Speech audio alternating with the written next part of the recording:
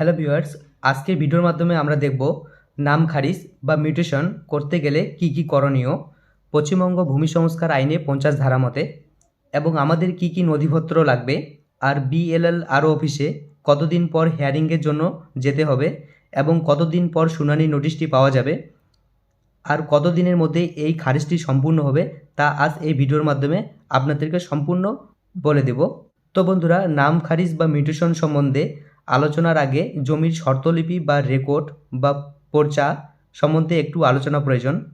তো বন্ধুরা, জমির রেকর্ড বা খতিয়ান এমন একটি আইনসঙ্গত প্রমাণপত্র যার মধ্যে জমির মালিকানা বা মালিকের ঠিকানা, জমির শ্রেণী, জমির মোট পরিমাণ, মালিকানার অংশের মোট পরিমাণ, দখল সম্বন্ধীয় বিষয় ও ব্যবহার সম্বন্ধীয় বিষয় প্রভৃতি লিপিবদ্ধ থাকে।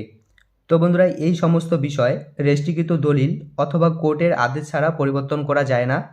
তো বন্ধুরা, এক কথায় মিউটেশন বা নাম খারিজ হচ্ছে পর্যায় মালিকানা এবং দখল পরিবর্তন পদ্ধতি।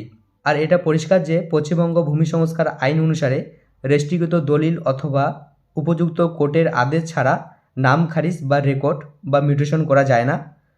তবে মৃত ব্যক্তির ওয়ারিশগণের নামে নতুন করে পর্চা তৈরিকেও নাম খারিজে অন্তর্ভুক্ত করা যায়। তো বন্ধুরা, মিউটেশন করার জন্য কি কি নথিপত্র লাগবে তা আজ আমি আপনাদেরকে খুব সুন্দরভাবে দেখানোর চেষ্টা করব।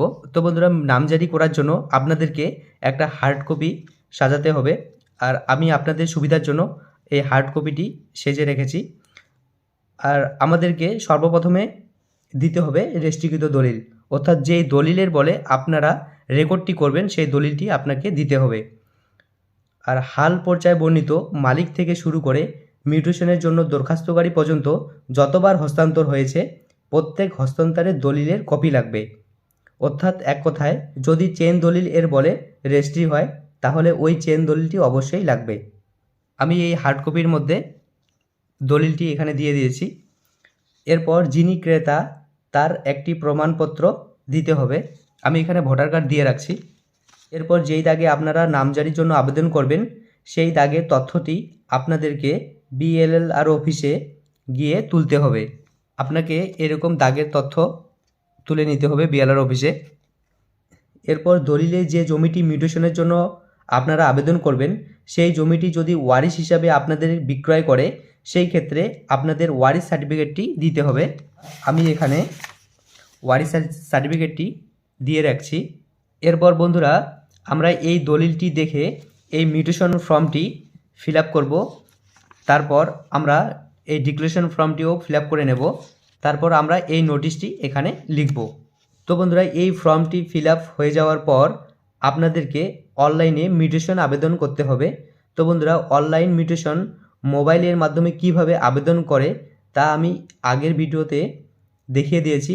আপনারা চাইলে আমার ওই আগের ভিডিওটি দেখে নেবেন, তাহলে আপনারা অনলাইনে মিউটেশন আবেদনটি নিজেই করতে পারবেন।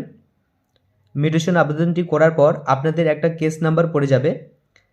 তারপর আপনারা ওই কেস নাম্বারটি এই ফর্মের এখানে বসিয়ে দিবেন। এরপর আপনাদেরকে ফাইলটি বিএলআর অফিসে গিয়ে জমা দিতে হবে। তারপর বিএলআর অফিস থেকে একটা নোটিশ প্রদান করা হবে। তারপর ওই নোটিশের এই রিসিভ কপিটি আপনাদেরকে দিতে হবে।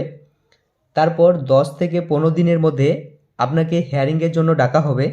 এরপর আপনাদের নিজস্ব অরিজিনাল দলিল সহ ভোটার কার্ড বা আধার কার্ড সাথে নিয়ে আসতে হবে এবং একটি হাজিরা ফর্ম দিতে হবে। এটি হলো আমাদের হাজিরা ফর্ম। তো বন্ধুরা, এরপর হিয়ারিং এর 10 দিন পর আরও এর আদেশক্রমে মিউটেশন গ্রাহ্য হলে আপনাদেরকে বিনামূল্যে নাম খারিজটি করে দেবে। তো বন্ধুরা, আমি আপনাদেরকে আরেকবার দেখিয়ে দিচ্ছি যে আমরা ফাইলটি কিভাবে সাজাবো।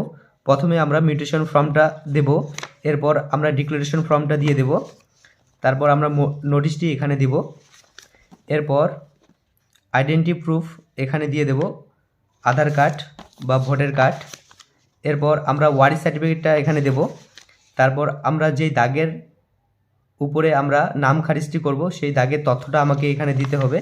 এরপর আমরা দলিলটি দেব, দিয়ে হার্ড কপিটি আমাদেরকে বিএলআর অফিসে গিয়ে জমা দিতে হবে। তো বন্ধুরা, এই মিউটেশন ফর্মটি দলিল থেকে কিভাবে ফর্ম ফিল আপ করতে হয় তা আমি এরপর নেক্সট কোনো ভিডিওতে আপনাদেরকে দেখিয়ে দেব। আর আশা করি ভিডিওটি আপনাদের অনেক উপকারে আসবে। আর ভিডিওটি ভালো লেগে থাকলে অবশ্যই লাইক, কমেন্ট, সাবস্ক্রাইব করে যাবেন। আর দেখা হচ্ছে নেক্সট কোনো ভিডিওতে।